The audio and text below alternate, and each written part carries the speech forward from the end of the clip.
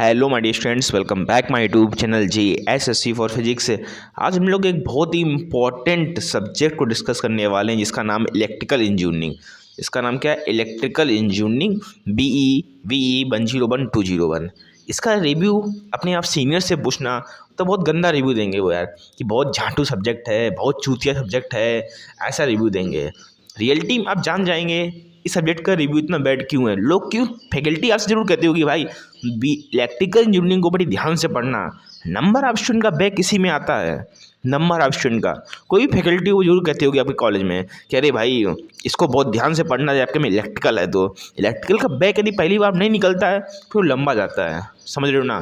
तो इलेक्ट्रिकल को सब लोग बहुत ही ज़्यादा फोकस देते होंगे। क्यों इतना देते मैं लॉजिक बताऊंगा, आप पहली यूनिट में ही समझ जाओगे क्यों इलेक्ट्रिकल इतना ज़्यादा लेंदी सब्जेक्ट है, क्यों इतना ज़्यादा लोग से डराते हैं, आप समझ जाएंगे। ठीक है, पर फिर से मैंने कहा आप JSSC वो फिजिक्स पे पढ़ रहे हैं तो जितना मैं बताऊँ उतना पढ़ना है, आराम से आपका अच्छा नंबर आ जाएगा। ठीक है, इसमें देखो इसके बाहर कुछ नहीं, जितना मैं बता रहा हूँ रियलिटी आप प्रीवियस पेपर मैच कर लेना।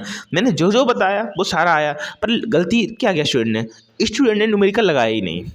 अब भाई गलती करोगे तो भाई कट है। अरे आप न्यूमेरिकल नहीं लगाओगे जिस पेपर में, अरे सपोज 100 नंबर का ही पेपर आपका है जिसमें 70 नंबर का न्यूमेरिकल आ रहा है, तो भाई 70 नंबर का न्यूमेरिकल 30 नंबर का ओनली थ्योरी है। क्या करोगे भाई, न्यूमेरिकल लगा के नहीं जाओगे तो 30 नंबर का पासिंग मार्क है, तुम जानते हो कैसे पास हो जाओगे।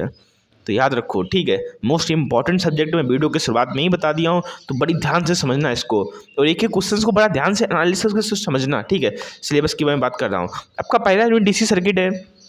DC सर्किट में ये आपका सिलेबस रहा है तो आप इसको देख सकते हैं। फिलहाल मैं पढ़ के इसको टाइम बर्बाद नहीं करूँगा, सीधे आपके क्वेश्चंस पे आते हैं। देखो क्वेश्चंस देख लो। तो मुझे पता चला कि पहले मैं बता चुका 10 या 7 नंबर के इस बार आपका क्वेश्चन पेपर 70 नंबर का आएगा। 82 वालों, फर्स्ट ईयर वालों 70 नंबर का पेपर आपका आएगा, 70 नंबर का पेपर आएगा। ठीक है, पता चला था मुझे, जूनियर ने बताया था मुझे, मैंने जब उनसे पूछा कि हाँ सर ये बात सही है। ठीक है, तो मैं लिख दिया हूँ 10 या 7 मार्क्स, जिसका 70 नंबर का है तो 10 वाले क्वेश्चन को 7 में कन्वर्ट कर लेना, 10 वाले भी 10 में है ही वो। ठीक है, क्वेश्चन भी आएंगे, बस उसका मार्किंग कम कर दिया जाएगा, बस इतना ही है। ठीक है, सीधी बात में कहें तो देखो ये आप देख रहे हो ना, यहाँ से पहला क्वेश्चन, दूसरा, तीसरा, चौथा, पांचवा, इस 5 से 30 नंबर का आता है भाई। ये 5 टॉपिक देख लो, 1 टॉपिक, 2 टॉपिक, 3, 4, 5, इन 5 एक थोड़ा सॉरी 6 टॉपिक, 6 टॉपिक से 30 नंबर का आता है। यदि आपका 7 नंबर का क्वेश्चन आएगा तो 21 नंबर का आएगा, अदरवाइज 10 नंबर का आएगा तो 30 नंबर का क्वेश्चन आता है। तो एनालिसिस कर लो, mesh analysis, nodal analysis, Thevenin, Norton, superposition, delta star से 30 नंबर, एक हम 10 के हिसाब से चल रहे हैं, 30 नंबर का आता है। पेपर का पासिंग मार्क कितना होता है? अभी पहला यूनिट हम लोग पढ़ रहे हो, अभी हम लोग कितना पढ़ रहे हो, पहला यूनिट पढ़ रहे हो, और पेपर का पासिंग मार्क्स होता है 100 में 30 नंबर। तो आपको सिर्फ 5 टॉपिक से 30 नंबर आ जाता है पहली यूनिट में। मजाक मत देना, सीरियस बोल रहा हूँ। अब समझो ध्यान से मेरा कहने का मतलब क्या है। देखो आपको मेश एनालिसिस से एक क्वेश्चंस मिलेगा, एक प्रॉब्लम आपको मेश एनालिसिस से आपको एक न्यूमेरिकल आएगा, सॉल्व करना होगा, सर्किट दे देगा। नोडल एनालिसिस से भी आता है, थेवेनिन से भी आता है, नॉर्टन से भी आता है, सुपरपोजिशन से भी आता है, डेल्टा से भी आता है। एक ही टू हर बार सेक्शन C में एक क्वेश्चन देता है 10 नंबर में, सेक्शन C में एक क्वेश्चन देता है 10 नंबर में। अब आपका एग्जाम पेपर 7 नंबर का हो गया तो उससे कन्वर्ट कर लेना। मैं वीडियो बता रहा हूँ, आप लोग कमेंट कर दो 10 के 7 सर आएंगे, अब तो ना समझदार हो यार, बीटेक कर रहे हो। ठीक है, तो सेक्शन C में एक क्वेश्चन आएगा 10 नंबर का, सेक्शन B में 20 नंबर के 2 क्वेश्चन आते हैं 10-10 नंबर के।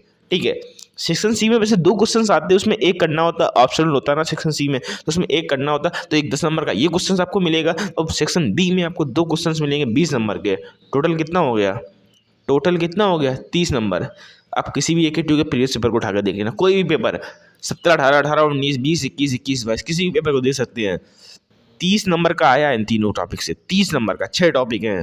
ठीक है, अब देखो इसमें क्या है, देखो मैंने कहा विद स्टेटमेंट, आपका स्टेटमेंट भी आपसे पूछेगा। आपसे क्या पूछेगा? आपका स्टेटमेंट भी आपसे पूछेगा, इसमें लिखा भी मैं हूँ विद स्टेटमेंट, आपसे स्टेटमेंट भी पूछता है। जैसे कि मैथ्स एनालिसिस का आपको न्यूमेरिकल दिया आएगा, कौन सा मैं बताऊंगा वीडियो, थोड़ा वेट करो। देखो मैथ्स एनालिसिस का आपको न्यूमेरिकल दिया तो पूछ लेगा डिफाइन द मैथ्स एनालिसिस, अब पूछ लेगा Kirchhoff mesh analysis define statement on the Kirchhoff mesh analysis, and इसके बाद आपको न्यूमेरिकल दे देगा, पूरा सर्किट दे देगा, उसको सॉल्व करके वोल्टेज करंट कुछ भी पूछ सकता है, वो उस पर डिपेंड करता है।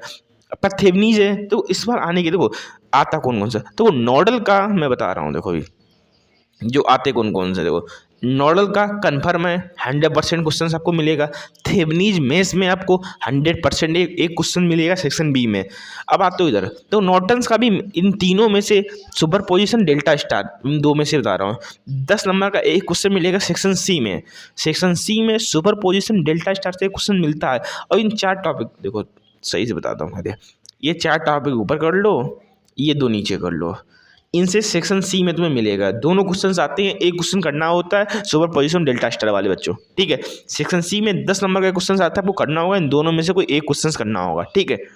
ये 4, इन 4 से 2 क्वेश्चंस आपको आएंगे, चाहे वो नोडल थेवनीज दे दे, चाहे वो नॉर्टन्स और मेश दे दे। नोडल का हमेशा आता है, नोडल का मान ही लो हमेशा आता है। थेवनीज, नॉर्टन, मेश, इसको मेश का आ जाए इस बार, ठीक है। तो इन 4 टॉपिक से 20 नंबर का आता है, ठीक है। तो समझ सकते हो कि न्यूमेरिकल फर्स्ट यूनिट का कितना वेटेज है। मैंने पहले ही कहा, किसी भी यूनिट का फर्स्ट यूनिट आप अच्छे से तैयार कर लेते हैं तो पासिंग मार्क्स तो आपका उतना ही खत्म हो जाता है, बस आप तैयार कर लें, ठीक है। मैं फिर से बोल रहा हूँ, न्यूमेरिकल बहुत इंपॉर्टेंट है। जितना भी सर्किट है सॉल्व करना आपको आता होगा, आपको क्वेश्चंस लगाने हैं। ये नहीं आप क्वेश्चन डील दो, गलती मत करना। गलती करोगे तो अपने सीनियर से पूछ लेना क्या निष्कर्ष मिलेगा उसका, कंक्लूजन बहुत खराब है इसका, ठीक है। तो न्यूमेरिकल आपको लगाने हैं, ठीक है। मैं लिख भी दिया हूँ, आपको पढ़ना भी है। नंबर सेकंड देखो, 2 मार्क्स इंपॉर्टेंट क्वेश्चंस, ठीक है। इसके बाद कुछ नहीं आएगा। 7 नंबर 10 नंबर जो क्वेश्चंस आएंगे इसके बाद इसमें कुछ नहीं आएगा। इन 5 के अलावा फर्स्ट यूनिट में कुछ नहीं पूछा जाता, कुछ भी नहीं, कोई भी थ्योरी नहीं आपसे पूछेगा बस। अब 2 नंबर में देखो, 30 नंबर तो आपके ये हो गए, ठीक है। 30 नंबर आपका ये हो गए, और 2 नंबर के 2 क्वेश्चन आते हैं 4 नंबर, 34 नंबर का फर्स्ट यूनिट चाह रहा है, 34 नंबर का, समझ रहे हो ना, बड़ी बात होती है भाई। अब देखो 2 मार्क्स इंपॉर्टेंट क्वेश्चन में देखो जनरली पूछ देता है आइडियल करंट सोर्स और आइडियल वोल्टेज सोर्स, आपको विद कैरेक्टरिस्टिक्स पूछ देगा 2 नंबर में। Define the ideal current source and ideal voltage source with V I characteristics, या जो क्वेश्चन 2 मार्क्स में पूछ देता है। और ध्यान से रखो, ये भी यहाँ से A2 हर बार एक क्वेश्चन पूछता है 100%, यहाँ से हर बार एक क्वेश्चन पूछेगा। चाहे अब एक्टिव या पैसिव में डिफरेंस पूछ ले, चाहे आपसे यूनिलेटरल बायलेटरल में पूछ दे, चाहे आपसे पैसिव एंड एक्टिव नेटवर्क में पूछ दे, चाहे आपसे linear circuit and non linear circuit में पूछ दे, यहाँ से एक क्वेश्चन आता है, ये आता है वो भी 2 नंबर में आता है, ठीक है। यहाँ से एक क्वेश्चन आता है वो 2 नंबर में आता है, ठीक है। तो 2 नंबर के 2 क्वेश्चन आएंगे, तब का ये वाला एक क्वेश्चन इसमें 2 नंबर का मिल जाएगा, एक आपका ये मिल जाएगा। मैं ज़्यादा क्वेश्चन नहीं देता हूँ कि 15-20 दे दूँ आपसे को करो, ये मेरे पास काम नहीं है, ठीक है। 2 ये, ठीक। इसके बाद देखो ये 10 या 7 नंबर के इंपॉर्टेंट क्वेश्चन मैं बता दिया हूँ, इसके अलावा आपको कुछ नहीं पढ़ना है, ठीक है। इतना आप प्रॉब्लम सॉल्व कर लो, आपका फर्स्ट यूनिट में जितना 35-34 नंबर का आएगा ना, वो आपका कन्फर्म हो जाएगा। मैं 10 के हिसाब से बता रहा हूँ, ठीक है। इसमें एक भी नंबर नहीं कटेगा। फिर से मैं कह रहा हूँ, न्यूमेरिकल नहीं डीला भाई, जितने भी टॉपिक इनको लगाओ बहुत ज़्यादा लगाओ, बता रहा हूँ, आप गलती मत करना। आप बोलो सोचते तो डीलो यार, क्या है, हम इसकी जगह पे थ्योरी वाला अटेंड कर लेंगे, बट भाई 30 नंबर वेटेज बहुत ज़्यादा होता है किसी एग्जाम के लिए भाई, ठीक है। वहाँ 6 टॉपिक हैं, अगर इनको ढीलेंगे, न्यूमेरिकल नहीं लगाएंगे तो परिणाम अच्छा नहीं मिलेगा।